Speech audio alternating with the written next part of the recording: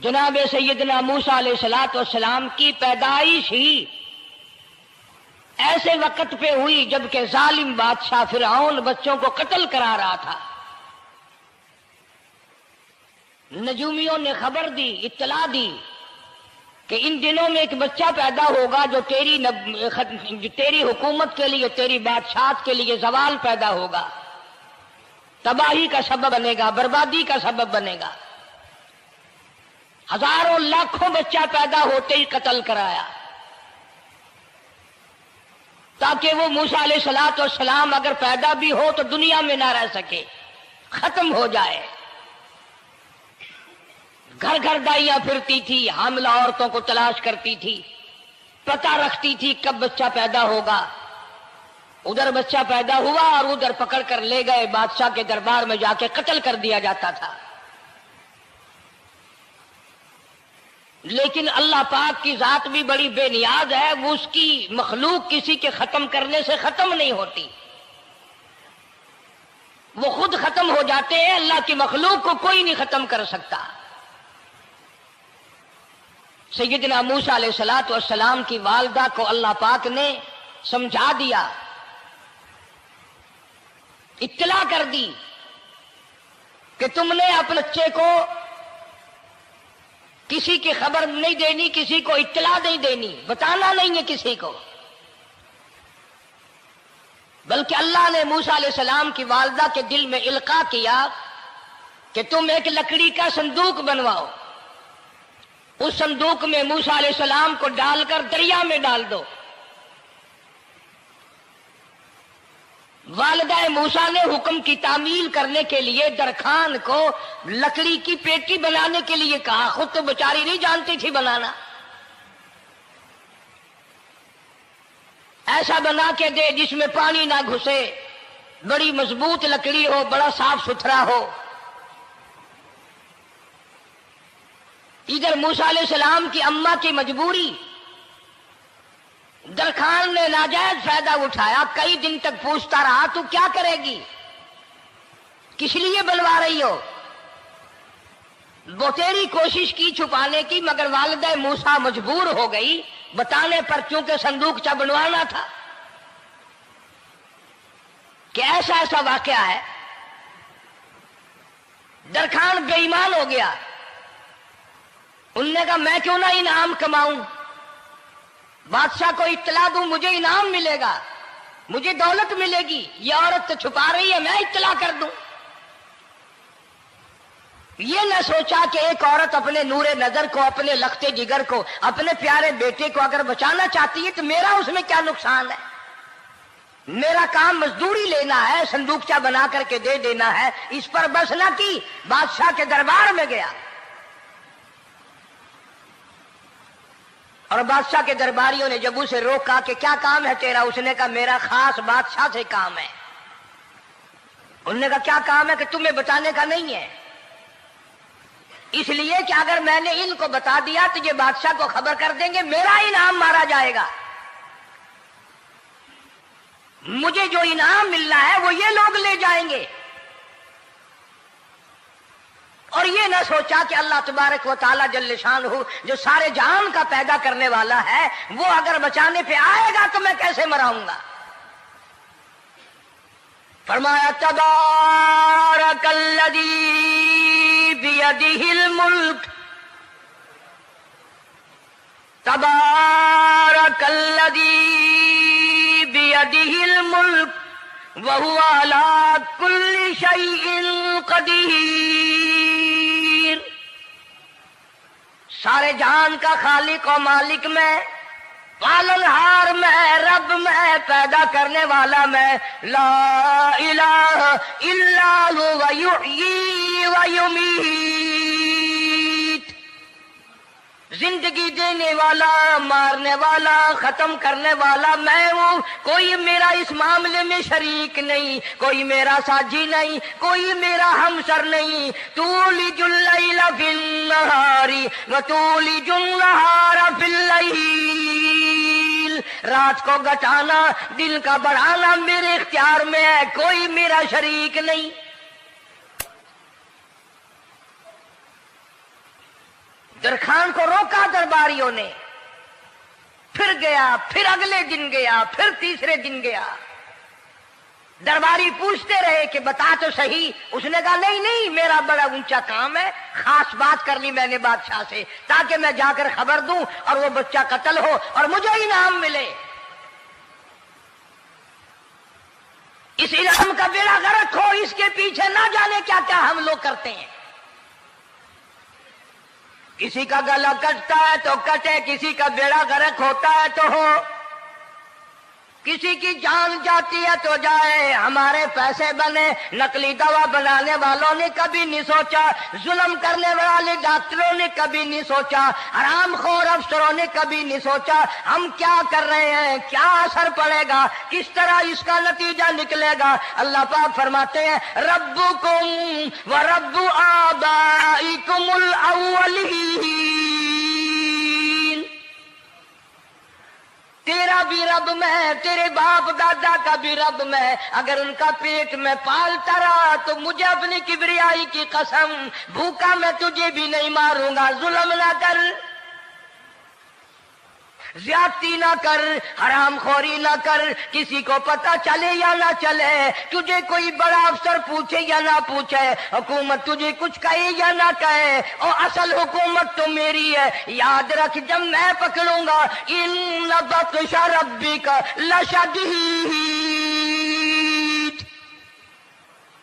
جب میں پکڑوں گا چھڑانے والا تجھے کوئی نہیں ملے گا۔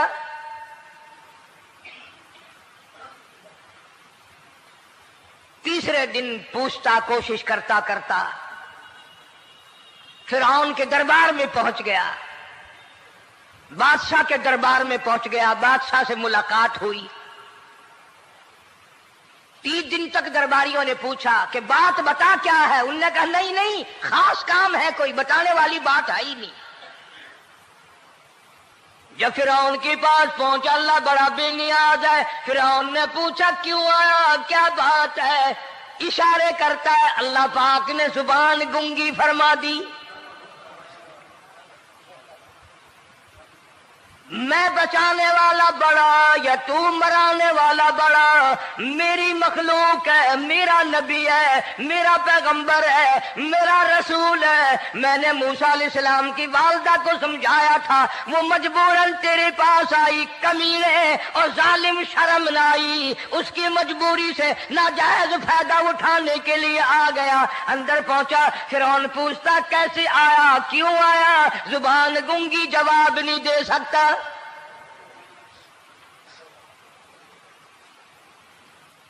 فرعون نے اپنے درباریوں کو بلا کے کہا تم نے اس گدھے کو اندر کیوں آنے دیا جو یہاں پہ بکواس کرتا ہے، مذاق کرتا ہے؟ اس نے کہا باہر لے کر کے اس کی لتریشن کرو۔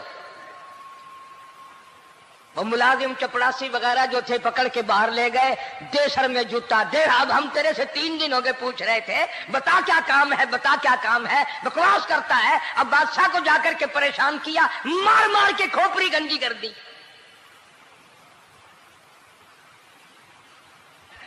ادھر والدہ موسیٰ علیہ السلام آئی تو درخان ملا نہیں،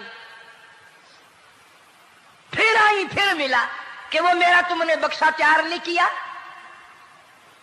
نے کہا بکسا تو تیار میں کر رہا ہوں اور تیاری ہوا رکھا ہے، وہ بچہ کیسا ہے، کس شکل کا ہے، کس صورت کا ہے؟ انہوں نے کہا تو دنیا لیتا ہے، تجھے کیا لینا، تیرا کیا مطلب، اور پیسے لے بکسا دے، صندوق سے تیار کیا ہے تو دے، ورنہ درخان مارے گا، ساری دنیا میں کوئی نہیں ملے گا۔ آج کل بھی کسی پہ کام کرانے جاؤ نا، نہ کام کر کے دے گا، 50 چکر لگوائے گا، اور جب دیکھے گا کہ ان کی شادی کی تاریخ بالکل سر پہ آ گئی، انہوں نے فرنیچر اب دینا ہی دینا ہے، او میاں فالتو گل کرنے کی لوڑ کوئی نہیں، کسی اور کو جا کے بنوا لے۔ یہ وہی نسل چلی آ رہی ہے، زیور دینے والا سنار، کپڑے سینے والا درزی، فرنیچر تیار کرنے والا درخان، یعنی اس بات کو گناہ نہیں سمجھتے، جھوٹ بولنے کو، غلط وعدہ کرنے کو گناہ نہیں سمجھتے۔ حالانکہ ارشاد فرمایا مدنی کریم صلی اللہ تعالی علیہ وسلم نے منافق کی 3 نشانی، سب سے پہلی نشانی یہ ہے اذا وعد اخلف، جب بھی وعدہ کرے گا اس کے خلاف کرے گا۔ बोलता रहेगा यूं ही, शाम को आना, कल को आना, सुबह को आना, फिर आना, फिर आना। बाज़ आदमी जो ये काम करते होंगे बेचारे नाराज तो हो रहे होंगे, सारी जिंदगी कुरान सुना, ये कुरान कौन सा आया जो हमारे पीछे पड़ गया। सबका जिक्र है कुरान में। मौलवी बदमाशी करते हैं, झूठ बोलते हैं, गलत मसले बयान करते हैं, पीर गलत कार्य, सबका जिक्र कुरान में है।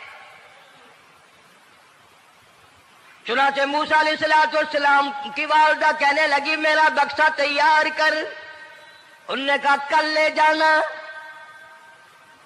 वो इनाम की जो हविस थी ना, वो ख्वाहिश अभी बुझी नहीं, सर में खल्ले भी लग चुके, जूतियां भी पड़ चुकी, मगर बाद नहीं आया। फिर गया अगले दिन कि कल मुझे पता नहीं हो क्या गया, मेरी जुबान में क्या हो गया था, आज तो मैं ठीक ठाक बोल रहा। अल्लाह की कुदरत देखो, वहां सिर्फ वहां गुंगा रहा, बाहर जब सर में खल्ले लगे ठीक ठाक हो गया, जूते सर में पड़े तो ठीक हो गया। और मूसा अलैहिस्सलाम की वालिदा के साथ भी बात ठीक ठाक करता है, अपने घर वालों से भी बातें सही कर रहा है, लेकिन दूसरे दिन कोशिश करके फिर पहुंचा। फिरौन कहने लगा हाँ कैसे? फिर गूंगा, फिर गूंगा। फिरौन ने बुला करके कहा कि तुमने क्या मजाक बना रखा है, मैं वैसे परेशान हूं, इत्तला मिली हुई है कि मूसा अलैहिस्सलाम आने वाला है, मेरी तो वैसे चांद रात दिन परेशानी में है, तुम इसको क्यों अंदर आने देते हो? उसने उठाकर उन दरबारियों को ही मुअत्तल कर दिया कि तुम्हें इसकी खोपड़ी मांझने का ढंग नहीं आता, कोई और पार्टी यहां पैदा करो। फिर बड़ा बाहर आकर के फिर बोलने लग गया। याद रखो, ये जुबान भी, ये आंख भी, ये हाथ भी, ये पैर भी, ये सब अल्लाह के इख्तियार है। इसलिए कुरान करीम में अल्लाह पाक ने फरमाया यौमइदिन तुहद्दिसु अखबारहा, जमीन भी बोलेगी, हाथ भी बोलेंगे। अल यौमा नख्तिमु अला अफवाहिहिम व तुकल्लिमुना अयदीहिम व तशहदु अर्जुलुहुम बिमा कानू यक्सिबून। अल्लाह पाक कुरान करीम में कहता है हाथों से जो हरकत करते हो, ये हाथ भी क़यामत के दिन बोल के गवाही देगा, मुझसे कुरान पकड़ा करता था या लोगों की धी बेटियों के हाथ पकड़ा करता था।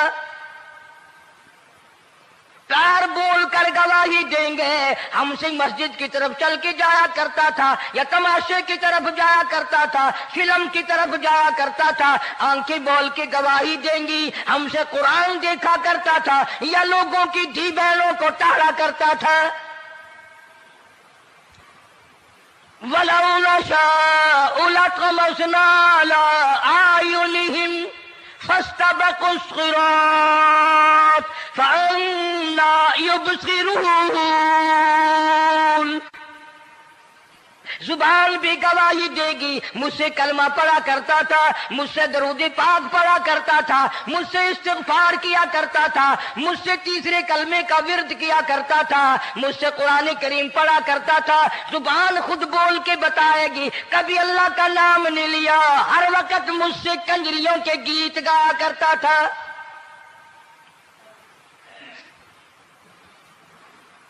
मूसा अलैहिस्सलाम की अम्मा फिर आई, परेशान है। खैर जब दो तीन दफा उसकी खोपड़ी मांझी गई, पिटाई हुई, संदूक सा बना करके तो दे दिया। इनाम की फिर भी बेचारे को बड़ी तमन्ना रही कि मेरा इनाम मारा गया, मुझे इनाम मिलना चाहिए था, इसका बच्चा कत्ल होता, मुझे इनाम मिलता। चुनाचे वालिदा मूसा अलैहिस्सलाम ने मूसा अलैहिस्सलाम को संदूकचे में लिटा कर संदूकचा बंद करके दरियाए नील में डालने का फैसला कर लिया। जरा अंदाजा तो लगाओ, अल्लाह पाक अगर फिरऔन से बचाना चाहते हैं, मूसा अलैहिस्सलाम को जालिम बादशाह के कत्ल से बचाना चाहते हैं, तो ये कौन सी तसल्ली की बात थी वालिदा मूसा अलैहिस्सलाम के लिए कि दरिया में फेंक दो, वहां भी तो खतरात हैं, डूब जाने का खतरा, मर जाने का खतरा, जानवरों के खा जाने का खतरा, किसी के पकड़ने का खतरा। एक खतरे से बचाकर सैकड़ों खतरात के हवाले करना